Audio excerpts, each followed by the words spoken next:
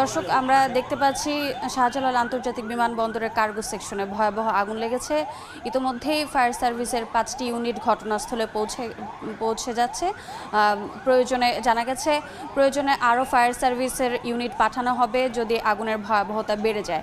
দর্শক, আমাদের প্রতিবেদক ঘটনাস্থলের কাছাকাছি গেছে, পৌঁছা মাত্র আমরা অবশ্যই আপনাদেরকে সরাসরি এবং আরও আপডেট জানিয়ে দেব।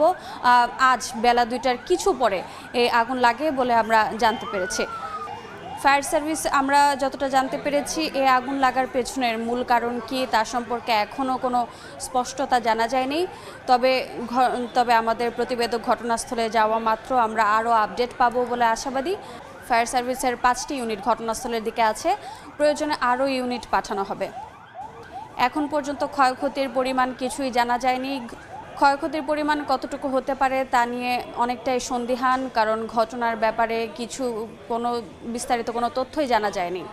দর্শক, স্ক্রিনে আমরা যা দেখতে পাচ্ছি এটি শাহজালাল আন্তর্জাতিক বিমানবন্দরের কার্গো সেকশনের ভয়াবহ আগুনের একটি ফুটেজ, যা বেলা 2টার কিছু সময় পর এই আগুনটি লেগে যায় এবং এই আগুন লাগার পেছনের স্পষ্ট কোনো কারণ এখন পর্যন্ত জানা যায়নি। ফায়ার সার্ভিসের 5টি ইউনিট ইতিমধ্যে ঘটনাস্থলে পৌঁছে গেছে এবং প্রয়োজনে ফায়ার সার্ভিস আরও ইউনিট পাঠাবে বলে এখন পর্যন্ত জানা গেছে।